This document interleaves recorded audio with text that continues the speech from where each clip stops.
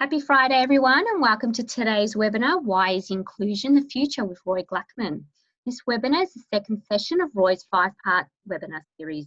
Today you are listening using your computer speaker system by default. You will have the opportunity to submit questions to Roy by typing them into the questions pane on the control panel. You may send in your questions at any time. Roy will address these during the presentation. Roy Gluckman is a qualified attorney of the High Court of South Africa and the CEO of COHESION Collective, an equality, diversity and inclusions consulting and implementation firm. Roy has been speaking professionally on issues relating to equality, diversity and inclusion since 2010 and has since developed into an exceptionally engaging, highly sophisticated and passionate speaker and facilitator. Roy believes in having tough conversations, approaching his material with honesty, authenticity and simplicity. Roy has mastered the art of making the difficult subject matters of equality, diversity and inclusion easily digestible for audiences of all types and all occasions. As a keynote speaker, panelist, program director and facilitator, Roy continues to captivate and challenge audiences to pause and introspect, something he believes we do not do enough of. Roy is committed to the creation of social cohesion, teams, organisations, communities, nations, inspiring others to better understand themselves and one another by engaging with our differences as opposed to ignoring them, so that we may come together and co-build a future for all of us. I will now hand this over to Roy. Thank you. It's so great. Such a lovely introduction.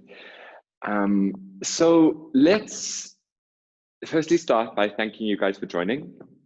That introduction is very important today, actually, if I think about it. This is a moment to pause and to reflect. For those of you who are on the call, and I have no clue how many of you there are, we would like, or I would like for you to really engage with me today. So we're going to be using Menti, which I'll walk you through, as well as the Q&A section in the Zoom program. So please do type and ask questions as we go. And even if it's not so much a question as it is a reflection, you can put in that Q&A space as well. This really is a moment for us just to pause and to reflect. The session that I've designed today is hard, it's difficult, it's conflicting, it is emotional, and the work of inclusion, the work of diversity, equality, and inclusion is emotional. And I think that's something that we need to lead with today, that this work is emotional. So this is going to be a challenging session. It's going to be a quick session, and I'm going to ask for your participation as much as you can. But really, I'm going to ask you to embrace the discomfort that possibly comes up in the session. And that I open the session and I invite you into the session, not to shame anyone or for us to feel like we're bad people or to open up wounds and scars, but really, as was mentioned, just to pause and to reflect and say, where are we at? Okay, so that's the spirit in which we open up this webinar today. So thank you so much for joining me. It's lovely to be here. As you can see, it's a sunny day here in Johannesburg. Our winters are incredibly mild, even though we are in a bit of a cold front now, as you can see. Also, maybe like Australia, South Africans don't insulate buildings because it's not really cold enough here, but then they always forget for like 2 weeks we have really cold weather, but not the point. The point is we're jumping in. So if you would like to follow me on Instagram and would you like to follow me on LinkedIn, you can snap those codes. You can actually go to your app and there's a little scan button. You feel free to do that now. But again, we're going to be using Menti quite a lot, and I'll put this back up again. And as Ida mentioned, what we're going to be doing is, this is session 2 of a 5-part webinar series. So I've given 2 to you guys. So at the beginning of this month already, we did session 1, and today we're doing session 2. And then should you guys want to continue with 3, 4, and 5, we'll be sending the APPA members a specific code for you to log in to get a discount on the rest of the 3. And the rest of the 3 really go into the nitty-gritty of diversity and inclusion, all right? But let's kind of start here. How are you feeling today? I just want to reset this. Oh no, let's reset. Sorry about this. How are you feeling today? Slides. Give me a moment. Sorry. There we are. How are you feeling today? So you go to menti.com and we can use that code there, 262975. And just to let me know, how are you feeling today?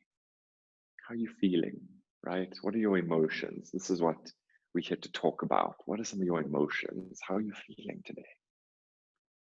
How am I feeling today? I've been on leave this whole week because lockdown was incredibly intense for us, and we've been working really hard. And if lockdown hadn't happened and coronavirus hadn't swept through our whole world, I would currently be in Portugal on a yoga retreat. So I've still taken leave to be at home and to unwind and to relax.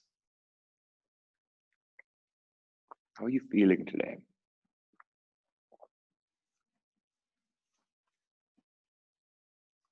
I guess the challenge of this is I have no clue how many people are on the other side of this. But let's see, how are you feeling today? Fantastic, great. Feel free to go a little bit deeper than fantastic and great if you'd like to. How are you feeling today? And then let's go to the next question, which is, there we are, let's just get the text sorted out. What are you grateful for currently today? What are you grateful for? For me, it's absolutely 100% the fact that the sun is shining, I'm on leave, I'm going to go see my mom now. These are the small things I'm grateful for. What are you grateful for today?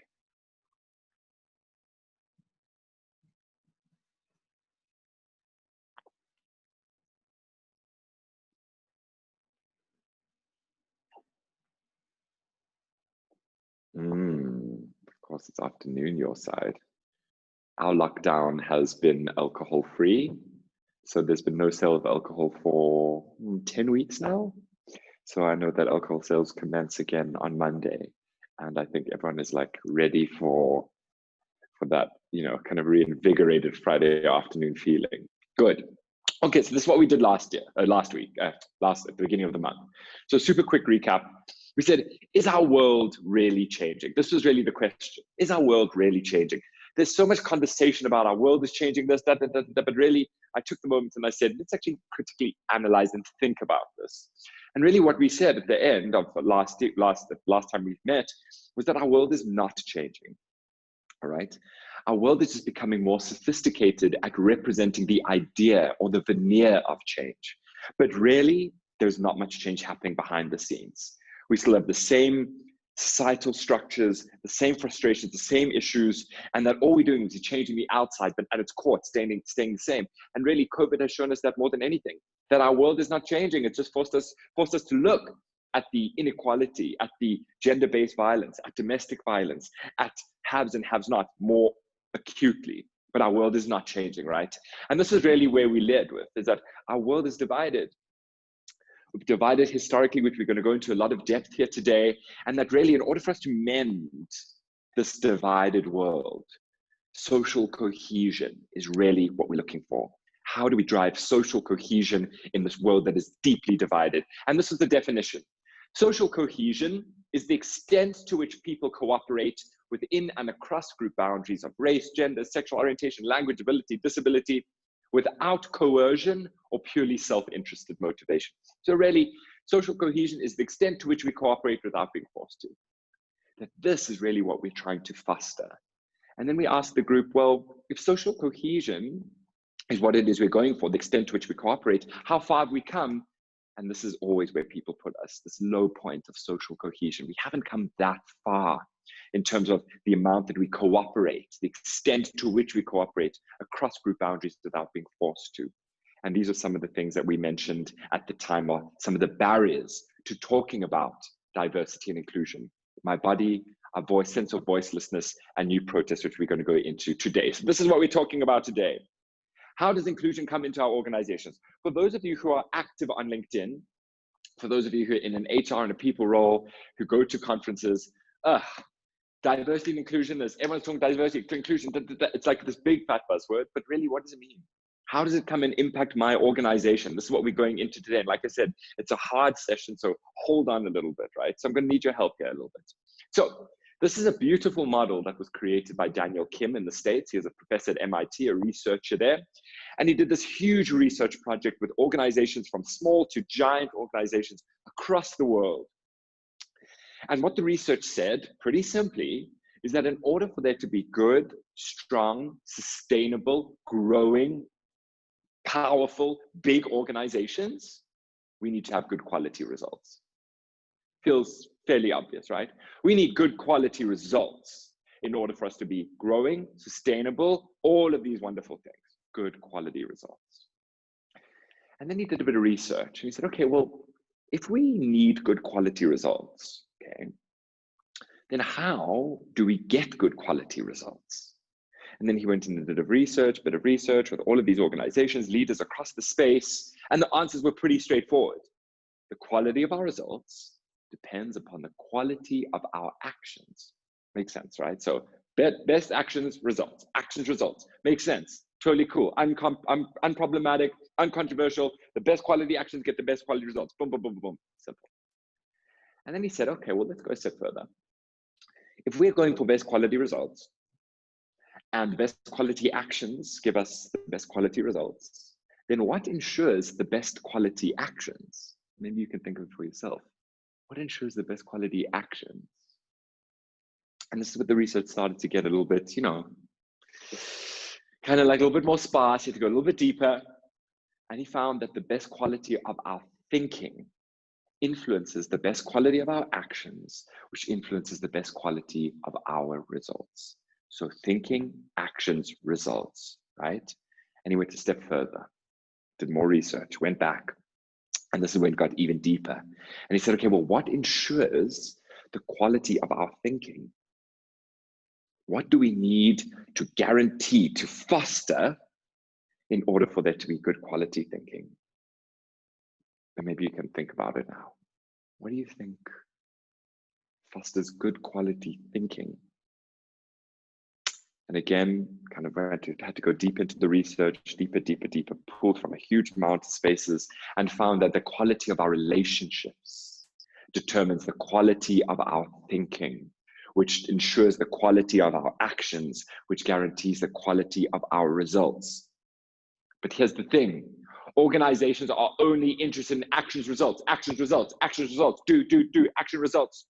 That we're not really focusing on the thinking and the relationship space. Why? Because we use language very sophisticatedly. We need everyone to be professional. We need everyone to be professional.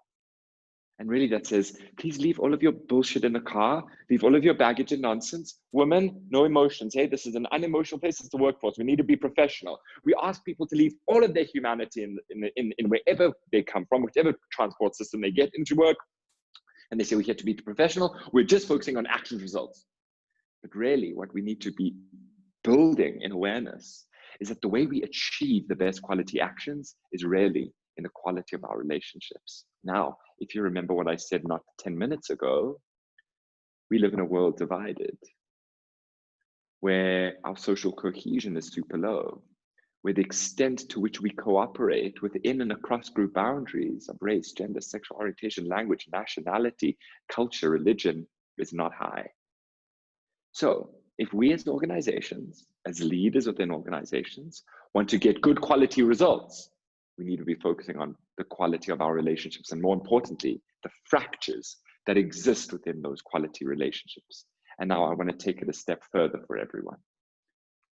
This is our little addition.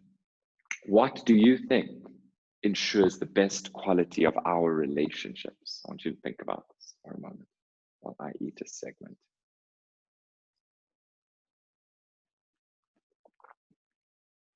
What do you think ensures the best quality of our relationships?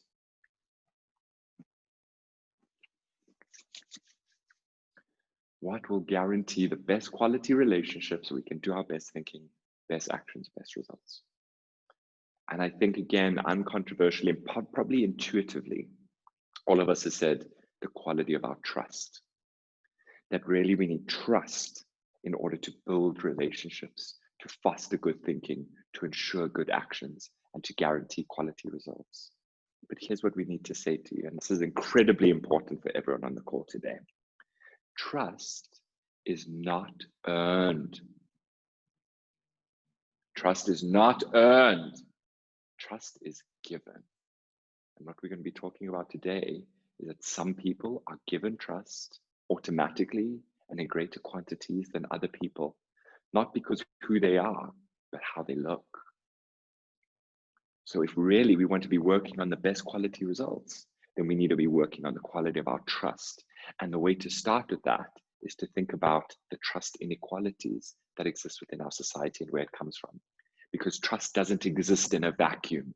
It is rooted in the fact that our world is divided. So I've got this, and we did this last week, but it's worth going through it again. I've got this 4 images here, Google search of diversity, right? Type in diversity into Google images, this is what you get. And I ask you guys, what are some of your reactions to this? When you look at this Google image search of diversity, what comes up? What are some of your reactions? And this is what I usually get. On the one side is unity, we are the world, stronger together, this is what we're going for, this is fantastic, like innovation, That's on the one side. The other side of the spectrum is like, seen this before, this is what we put on websites, this is what we put in advertising agencies, but really the reality is not this, like no one's doing it, this is such rubbish. We look at this and we think this is what diversity training is, right? Different color hands are holding up the globe, diversity builds innovation, this is what we're here to do. And you know what the real reaction is to diversity? It has to be this, that it's hard work, that it's difficult, that it's frustrating, that it's tiring, that it is scary, that it is something we have to constantly be doing, right? That's surely the reality of the situation, is there's not this different color hands holding up the globe. It's hard. And you know what makes it incredibly hard diversity are these 3 elements. What my body represents, what your body represents, what someone else's body represents, they mean different things. There are different labels that are attached to those bodies, whether we like it or not. What do I mean by that? So I did the session and we said, what does the body of a white male represent? So just seeing a white male on the streets in Canberra, in Melbourne, in Johannesburg, in New York, in Mississippi, in London. What does the body of a white male represent? And these are always some of the submissions we get. Can't do anything wrong. Power, privilege, being different, dominant, athletic, bubble, protected, always right, more knowledgeable, having more freedom, established, the norm, rich, intimidating, unaware, the struggle, normal. Maybe you could think about for you, what are some of the labels the body of a white man gets without even knowing who they are? It's not even about that. Without even knowing who I am, I get these, okay? And then we said, conversely, well, what does the body of a black male get on the streets in Sydney, in Perth, in Cape Town, in New York, in Mississippi, where are they now? Minnesota, in London, in China. And this is some of the submissions that we get. Stereotyped, minority, slave, suspicion, fit, vulnerable, stranger, fear, exotic, sufferer, danger in Brazil, someone said, bold, foreign, visitor, inequality, survival, mistrust, struggle. Now, without you even knowing who this black male is, these are some of the labels that are going to be put on his body. Whether he likes it or not, this is what comes onto him. And now here's the thing. We are so uncomfortable with what our bodies represent that we want to be like, we're not talking about the diversity of our bodies and race and gender and sexuality. We're talking about diversity of thought. Because we want to leapfrog the discomfort that our bodies still have labels that are attached to it that we don't necessarily agree with or like. But that's the reality. So how do we start getting more comfortable with what our bodies represent? And we're going to be doing that exercise today. The second element as to why we find having conversations like this really difficult is that we all feel very voiceless. White people feel super voiceless when it comes to conversations around diversity, race, privilege, all of that, because we're so scared that if we say anything wrong, we're going to be seen as a racist, right? Men feel particularly voiceless around conversations of diversity, inclusion, gender equality, sexism, because we're so scared that if we say anything wrong, we're going to be seen as a misogynist. Conversely, Black people and brown people are so terrified to have this conversation around race, inclusion, privilege, because if they say anything, they're always seen as pulling the race card, which is a career limiting move. They're always seen as the angry Black person. They're always seen as the rebel trying to ruin the Sunday lunch. So Black people and brown people are like, I'm definitely not going to say anything because I'm just going to have a career limiting move. I'm not going to say anything as well. Women as well. If they say anything about gender empowerment, it's like, oh God, it's not a gender thing, you know? Women are so emotional, like we get it. All of these elements come in to create a space where none of us feel like we have a voice that is valid. And we all feeling totally voiceless. And then of course, this is the reaction or the culmination of these two things is the new protest. And the new protest is all of us surrounding ourselves by people who look, think, and feel like us. Because we're so scared of what our bodies represent and uncomfortable. And we're so frightened that because how you see me is going to affect how you hear me, we surround ourselves by safety, by people who look, think, and feel like us. And this is the fundamental reason why we have still today low sense of social cohesion. Our world is divided. Let's talk about this because I kind of said it in the beginning, but now we're going deeper into this.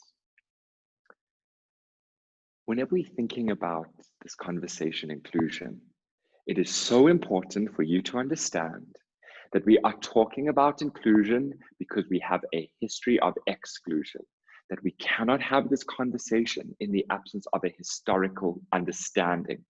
But here's the thing, because our human history and the South African history and the Australian history are very, very similar histories as it relates to diversity, difference, and race. Our human history is so painful. There's so much shame and pain that we're so desperate to like look away, like let's just get over it, right? So we use a lot of these narratives, particularly in organizations and in our daily lives, to kind of not have to talk and look at our history. You know, we say this, you know, get over it already.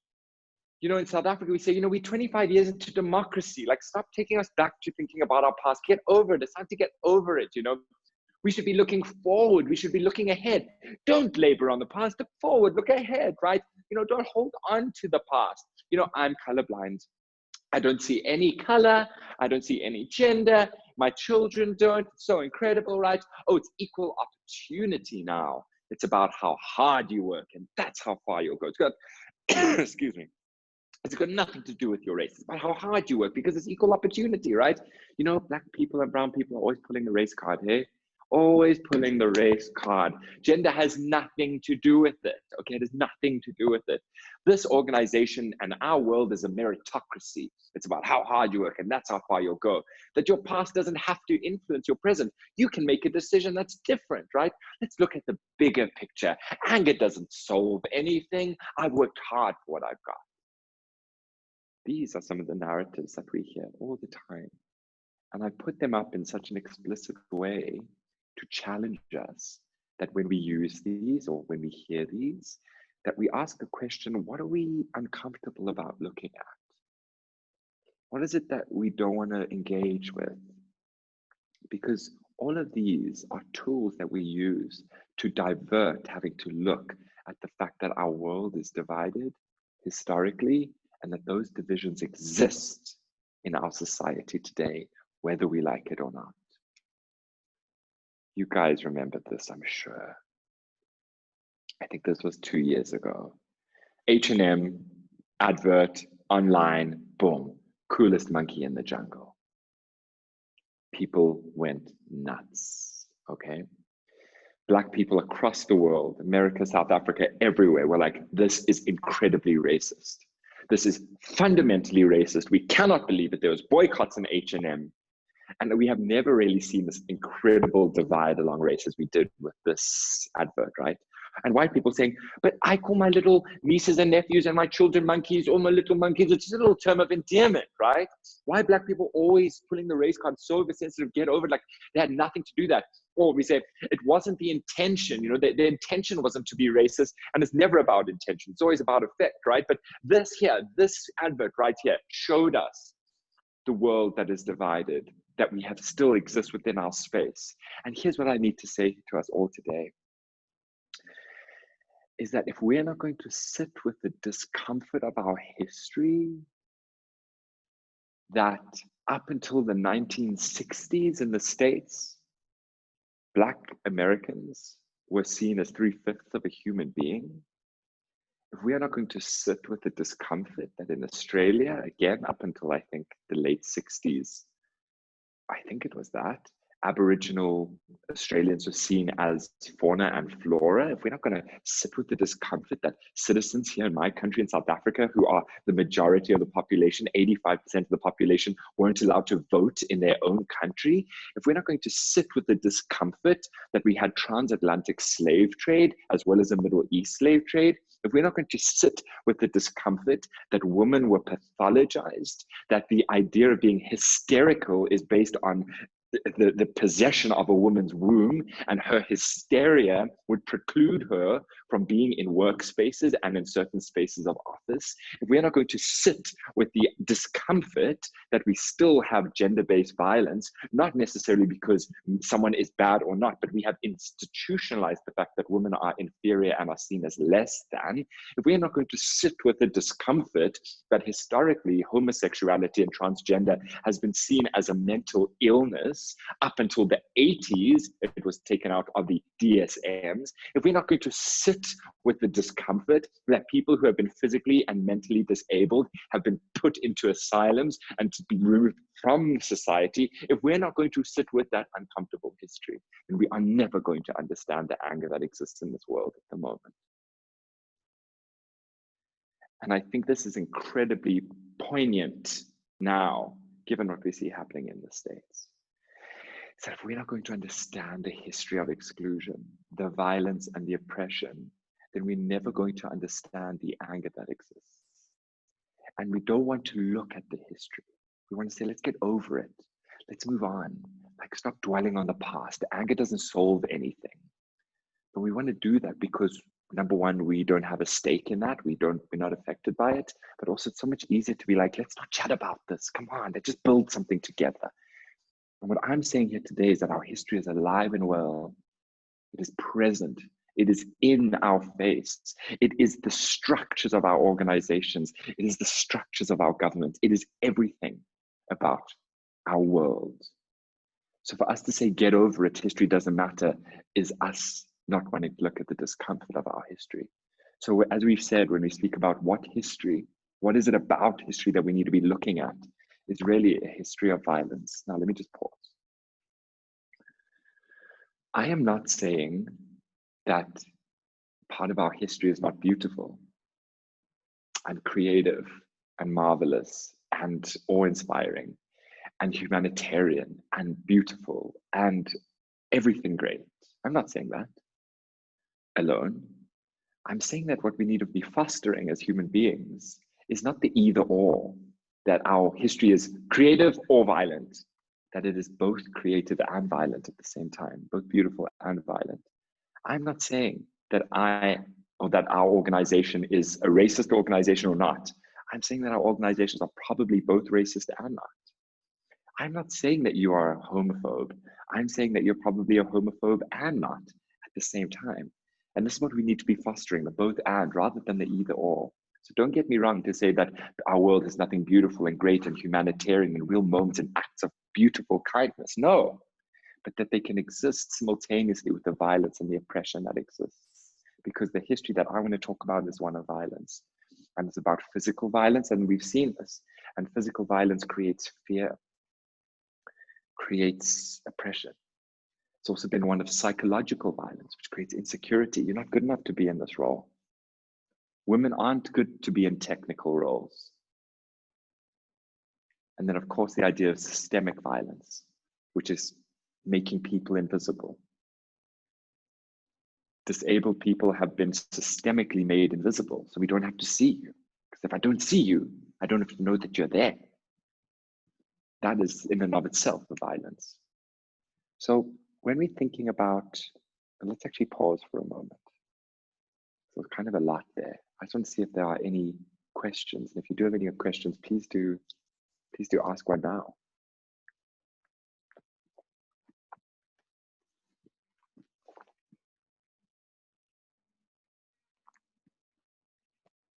Any questions, feel free to ask now.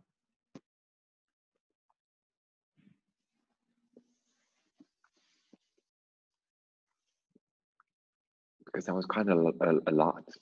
And when I was thinking about this webinar, I was like, this is a really important time to say this. It's a really important time to talk about this webinar, given what we see happening in the States at the moment. So I want us to kind of sit with the depth of what this conversation is about. Also understanding that we only have an hour and a half, right? So it's not even going to be that we're going to walk out of here totally changed necessarily, but just for us to pause and say, wow, we've inherited a deep history that exists within our space today. And it affects everything about our relationships. It affects everything about our trust. Whenever I ask people, what is truth? What is truth? Maybe you can think about it for yourself. What does truth mean? And maybe people usually say not a lie, or they say it's factual. And then I say, okay, well, you can maybe say that this chair that I'm sitting on is uncomfortable. But whether it's comfortable or not is my truth. But the fact is it's still a chair. So the fact is the chair, but whether it's comfortable or not is a subjective truth. And here's the thing, is that our truths, the things that make up what we believe, our thoughts, beliefs, and opinions, we hold on to it like it is singular and universal and correct, because that's what the word truth captures, that it is singular, universal, and correct. So all of our thoughts, beliefs, and opinions, we think is a truth, and we hold on to it very jealously, and we guard them like, this is my truth, and I'm not letting go of it. But really, all our truth is the thoughts, beliefs, and opinions that we've accumulated over the years. And really what we need to be doing in fostering and building trust is to start letting go of our truths. Not necessarily being this floating entity, not tethered to any thoughts and beliefs and opinions, no. But to let go of the obsession that our truth is right and that our truth is not able to be changed and moved and shifted. So really all I'd love to say is that there's no such thing as a one overarching truth or truth, but it's really the makeup of your thoughts, beliefs, and opinions that are open to change. And now we're going to go a little bit deeper. And though I said that there's no overarching or meta truth, I don't believe that's 100% true.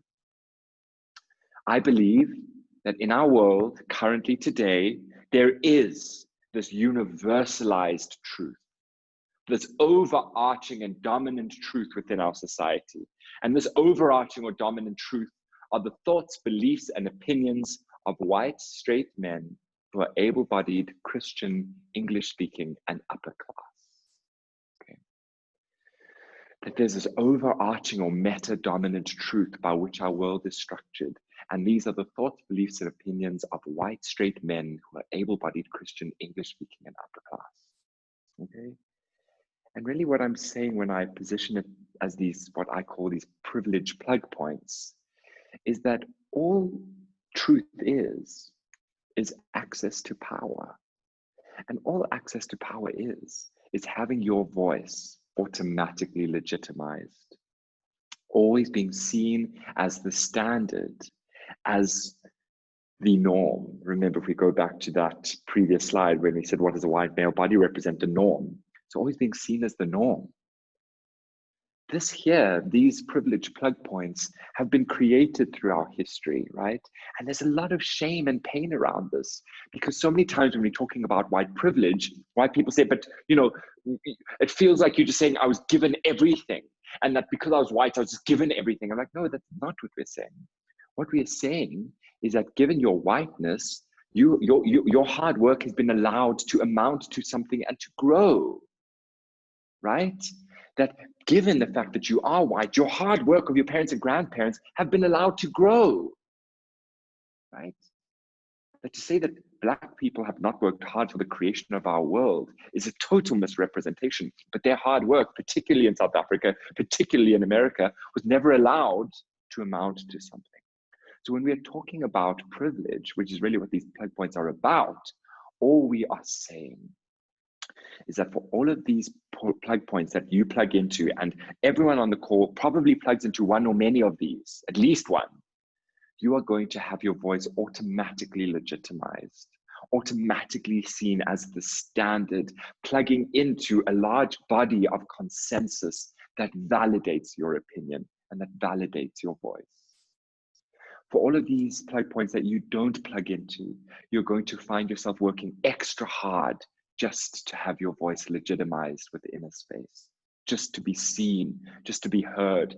You know, so many times we hear women in organizations saying, I feel like I have to work 50 times harder than my male counterparts. Now, that's not always necessarily about actual physical hard work. Sometimes it's the emotional work. I feel like I have to fight to be seen, to be heard, to be validated. Where John says something and all of a sudden it's like, oh my gosh, what a brilliant idea. And he's like, I've been saying that the whole time, but I'm not seen as a valid.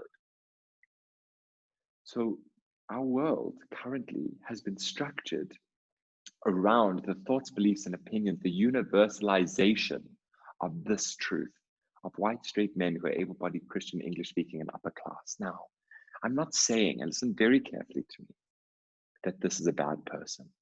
This person is not a bad person. Listen to me again.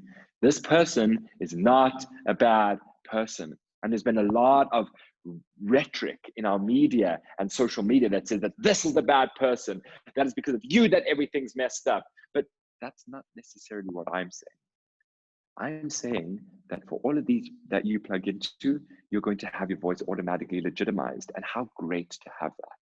How lucky to have that. Now, because you plug into that power source, how are you going to use your power? That's what I'm saying. That we need to be repurposing our privilege, that we need to be reusing that power, rather than saying, oh, I feel so guilty. Oh, I'm a man. What must I now do? Like, no, how great to have that power. Now go create more safety for more women. Go create more space. Go create more validation for them. This is really what we need to be doing, right? And really all we're talking about here today is the idea of privilege. And privilege is an incredibly contested and awkward conversation to have. I don't particularly find it awkward, but we need to talk about it because it's pervasive in how it is we build trust, okay?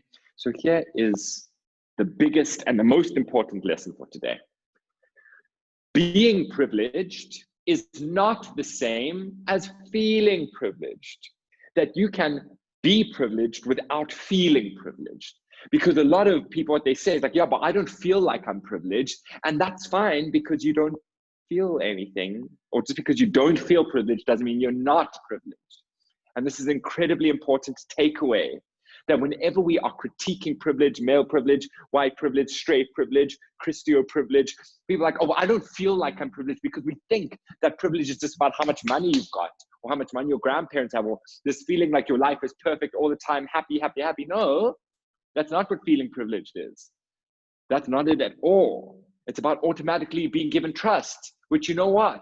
Feeling privilege, you don't feel. Privilege is invisible. That's the fundamental character of privilege. It is invisible to those who hold it. So now imagine coming and saying, oh, you know, this white privilege thing, like, oh, what are you talking about? I don't know what you're talking about. It's literally invisible to people who hold privilege.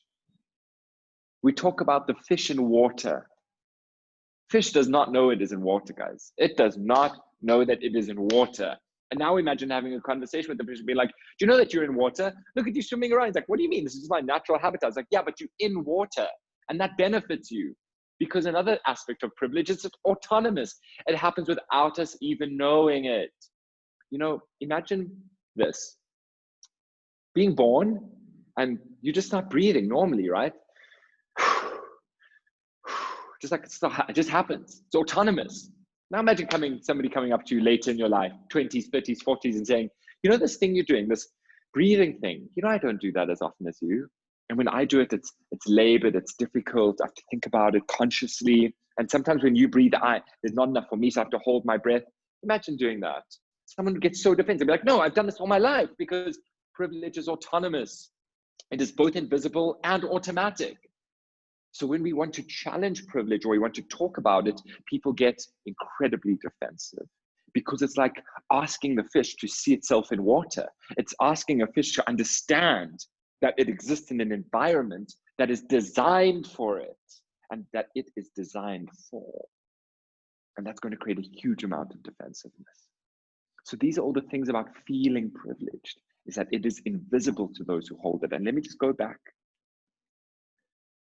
This is not just for this person, right? All of us who plug into an upper income bracket, all of us who are first language English speakers, for those of you who are Christian, all of us who are able-bodied, these too are privileged plug points, to which we are also invisible to which is also autonomous, and to which we also get defensive when challenged. So this is not just about this guy over here who's the worst person, who's a piece of shit Donald Trump. No, not at all. I'm being tongue-in-cheek there, by the way. This is about all of us, right? So these are the elements of feeling privileged. Now I want to talk about being privileged. What does it mean to be privileged? To be privileged is to always be seen as safe, familiar, valuable, and likable. So to be privileged is to always be seen by others as safe, familiar, valuable, and likable. Okay? Remember, it's autonomous and it's invisible. Remember, for me, Roy, in this body, I'm always going to be given this. Whether I ask for it or not is irrelevant. No one's going to say, hey, Roy, would you like to be, seen as safe? No, they're going to see my body and they'll say, oh, he's safe. Okay, cool, great. Automatically. As somebody who is privileged, I will always be centered. My interests will always be centered. Whenever we are throwing a staff function, whenever associations are thinking about having a conference, I promise you now, they are not designing the conference for a Black, queer, disabled woman. They are not doing that. That is not who it is centered around. The conversations around ability and disability happen much later, right? Like, oh, we must just check if the conference venue has access. It is an afterthought, because the whole idea of being privileged is that your interests are always centered, right? It happens automatically because you are seen as the norm. We design around you. You become the center, and then everything else is kind of like a by the way, okay? And thirdly, privilege is always seen as the standard, as the benchmark of value. It's always seen as the minimum requirement, as goodness, as safety, value, familiar, likability. So for me as a white male, I'm always seen as the standard, which means I'm always validated. For anyone who is not white, male, Christian, able-bodied, straight, they have to work incredibly hard to try be seen in relation to the standard. Now, it's very difficult because for those of us who can't change our sexuality necessarily, or don't have interest in doing it, we'll never meet that standard. In that we'll always be seen as less than. That's incredibly painful. It's incredibly difficult. So that's the difference between being privileged and feeling privileged. Okay? So the opposite of privilege is really not disadvantage, because people love to think that it's disadvantage. And I'm going to again challenge us to go deeper today and say that the opposite of privilege is not disadvantage. The opposite of privilege is oppression. And that the reason why we don't want to look at the idea and the word oppression is because we think it is this bad thing that I'm involved with, that it is violent. And we don't want to look at that, right? But we have to. We have to. But not being seen and not being designed for and feeling insecure and being made to not feel the standard and not feel enough is oppressive. And for those of us who plug into these privileged plug points, again, it's not saying you're a bad person, you're the oppressor, but you are privileged in that. Now, how are we going to use that to start creating more privilege, to start limiting that oppression? This is not about victim and perpetrator. This is not about the victor and the vanquished. This is not about that. This is about us realizing that we have this binary of privilege and oppression. And it depends on which side of the spectrum you are for different elements, but that we need to be building social cohesion in order to shift this. But it starts with us looking at our history and owning our privilege, right? Now we're going to do this exercise. It's an incredibly powerful exercise. It's called the power flower. So you're going to do it yourselves as well. So I'd love for you to, if you do have a piece of paper lying around, if you could get that, paper and a pen, or you're just going to be using your imagination.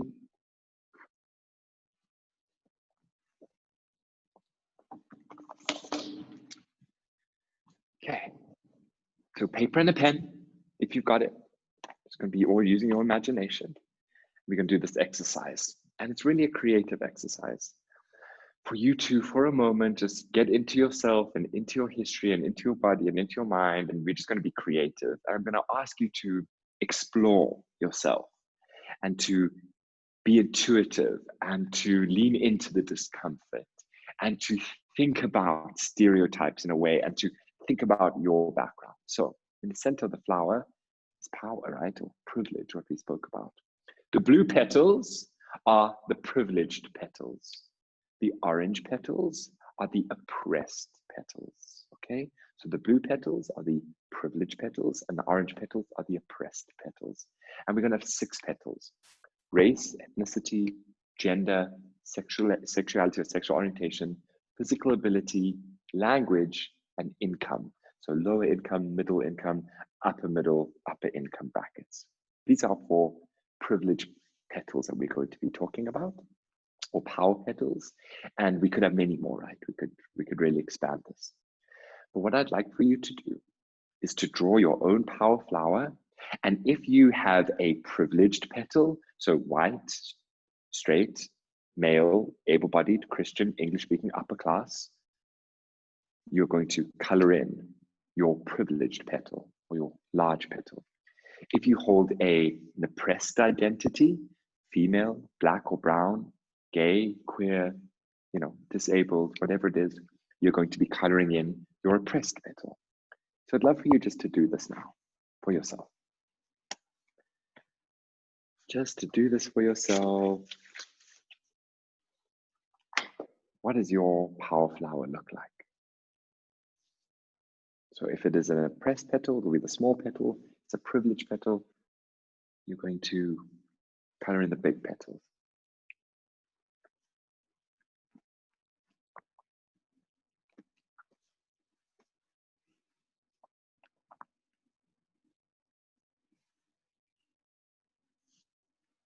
And I'm going to ask you to look at your power flower and to imagine the young you, right? Take yourself back to your experience, to your background, the young you. And I'm going to ask you the following questions, and I want you to either write down the answers or to think about the answers. Where did you grow up? Where did you grow up? What did it look like? Where was it? What was the town called? What country was it maybe? Where did you grow up? What did it look like? What did it feel like? Next question is, what toys did you play with? What toys did you play with as a child? What do they look like? Where did you get them? Who bought them for you? What food did you eat? What is the type of food you ate? Where did you eat it? What do you remember about the food? What food did you eat? Where did you go on holiday, if at all? So where did you go on holiday, if at all? What did your parents do for work? If you had parents, what did your parents do for work? What did they do? Who worked? Your mom, your dad, both your dads, both your moms, either of. What did your parents do for work? To what extent did you have access to technology or teaching material? To what extent did you have access to technology or teaching and reading material? Books, computers. What type of school did you go to? What type of school did you go to? Private school, public school? Was it big? Was it small and intimate? What type of school did you go to? What language did your family speak? So was there a predominant language? Was English your first language? When did you learn English? What images of yourself did you see portrayed in the media? What images of yourself did you see portrayed in the media? So think about who you would have seen in the media who shared a similar an identity like you. Were you ever called derogatory names? based on one of your identity dimensions? Were you ever called derogatory names based on one of your identity dimensions? And then lastly, did you mostly feel safe? Did you mostly feel safe? So this here is my power flower, as you can see. So white male, queer male, able-bodied, English-speaking, income, upper income. So this is what my power flower looks like. And answering these questions really takes me back into my history, right? So I went to a fantastic school, private school. My parents could afford it. I had always had the best technology. I grew up in the northern suburbs of Johannesburg, which is a really lush, beautiful suburbs. I always had the best toys. You know, I used to eat healthy meals. My mom was a stay-at-home mom. She cooked for us. And she was a great cook. She's a great cook, so that was incredibly great. We'd go on holiday over Easter. We'd go on holiday in June, and we'd go on holiday in December. We even had a couple of family overseas trips, which was really fantastic. What else? You know, we spoke English as a first language English speaker. As images, you know, I didn't really see many images of gay men, of white gay men when I was younger. You know, was I called derogatory names at school? Absolutely. I mean, it was incredibly difficult, and it was a difficult time of bullying for me. That's what it was. And did I mostly feel safe? Yes, I mostly felt safe. I lived in safe and secure neighborhoods. We had our own car. We could drive everywhere. So I mostly felt safe. Now, what I'd love for you to do is I'm going to ask you to invert two of your petals. So either you're going to change a privileged petal to an oppressed petal, or you're going to change an oppressed petal to a privileged petal. I'm going to ask you to invert two of your petals. So for me, I inverted race and income from white to become a black, lower income male who's queer, able-bodied, and English. I'd like you to do the same now, for you to invert two of your petals. To invert two of your petals.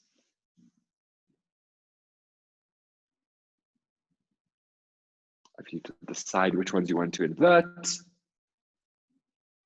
And now we're going to start the same questions. Now, again, I'm asking you to go into it. I'm asking you to stereotype. I'm asking you to really imagine in the time of life when you were young, where would this new you have existed?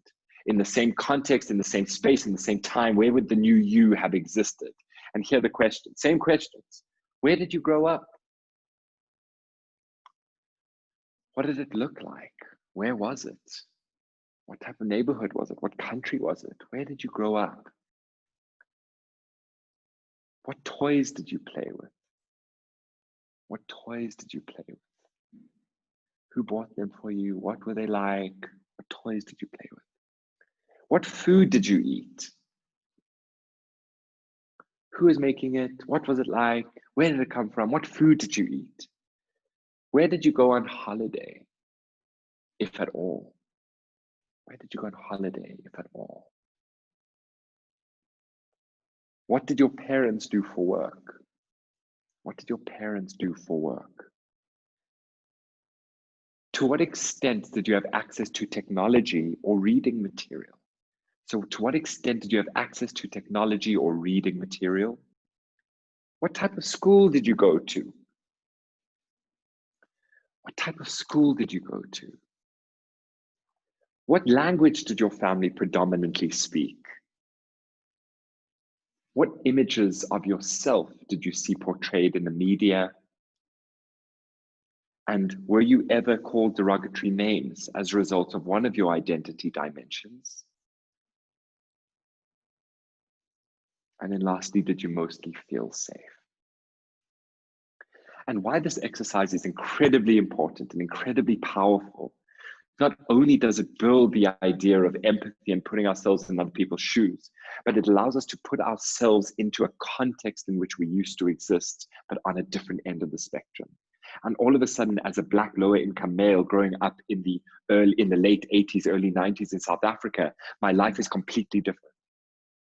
My access to opportunities is completely different. I am called completely different things. I'm growing up in what we call townships.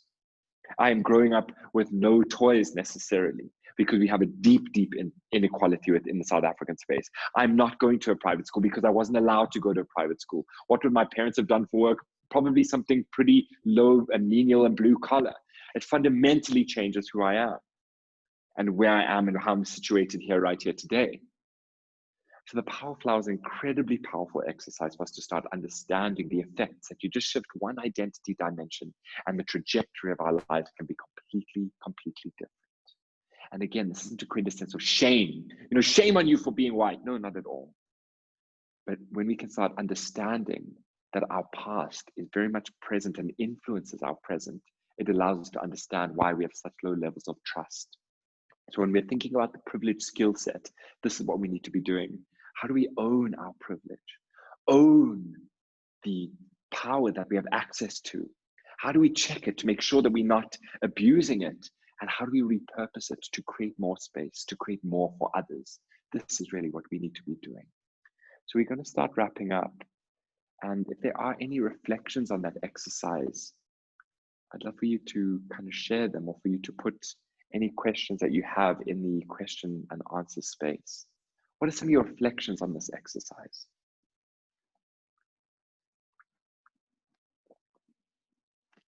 Let's see. Any reflections that you have on this exercise, or things which came up, or things which are difficult, or things that made you irritated, because this is really about emotions, right? We're talking about emotions. Any reflections you have?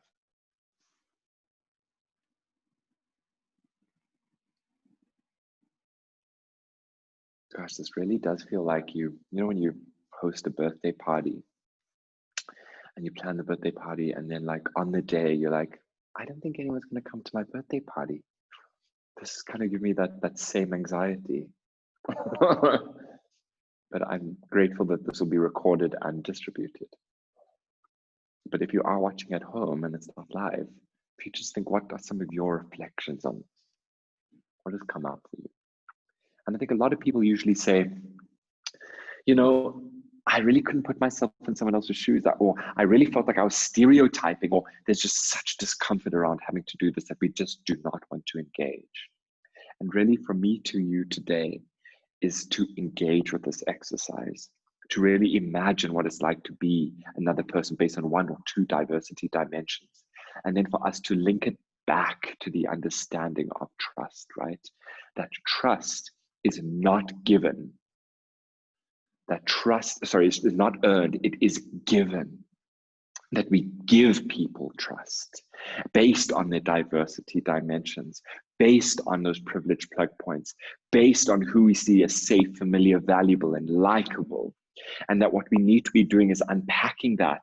So if we really want to get the best quality results in our organization, we need to have the best quality actions, thinking, relationships, and ultimately trust. But we're not coming into trust on equal footing or an equal basis. That trust is unequal and that we need to be working on it deliberately. If social cohesion is the extent to which we cooperate across group boundaries without being forced to, how do we constantly, you in your daily life, build the relationships of trust across boundaries in order for your organization to get the best results, for us as a nation to get the best results, for us as a global citizens to get the best results? And really, that's all I have to say today. That is the session. So it's a little bit shorter than it was last week, which is also totally fine. But if you do have any questions or answers or questions for me, please do put them in now. I'll give us a couple of minutes. And if you'd like to follow me on Instagram, feel free to. Similarly on LinkedIn, if you go into your LinkedIn app, if you have it, up at the search bar, there's like a little QR code reader. You can click that and follow me on this code. And really, again, just to reiterate, I'm not approaching today's topic with a sense of shame, that we should be ashamed of ourselves, no. But rather that when we can be aware of what exists, it is greater information that empowers us to make better decisions, to build better relationships, to foster social cohesion. And that's really what today's been about. So let's just see if there are any questions. Hi, Roy, it's Ida. Thank you for this presentation. Pleasure. Look, there doesn't appear to be any questions, but I will mention, Roy did mention at the start of the presentation, I will include the APPA code should you wish to watch the remainder of the series. So obviously episode 3, 4 and 5. I will include this code within the email you will receive on Monday with a copy of the recording. Lovely. Good. So thank you so much for having me, and thanks for allowing me to run a webinar halfway across the world about a conversation that we don't usually like to have, that is often uncomfortable and painful and difficult, but that is so necessary. So thank you for allowing me in and having this conversation. And do encourage your fellow members to join for the next session and to have these conversations more earnestly. And again, not in a space of shame and judgment and blame, but in one of a spirit of continuous improvement and social cohesion and humanity. That's what we're going for. So from my side, just a huge thank you. No, thank you once again for the presentation and taking the time to present to our members. Always. Well, it's a Friday afternoon here, so I think we'll wrap it up. So on behalf of Roy and APPA, thank you for joining us today, and I hope you all have a great weekend and enjoy the rest of your Friday, Roy. Thank you.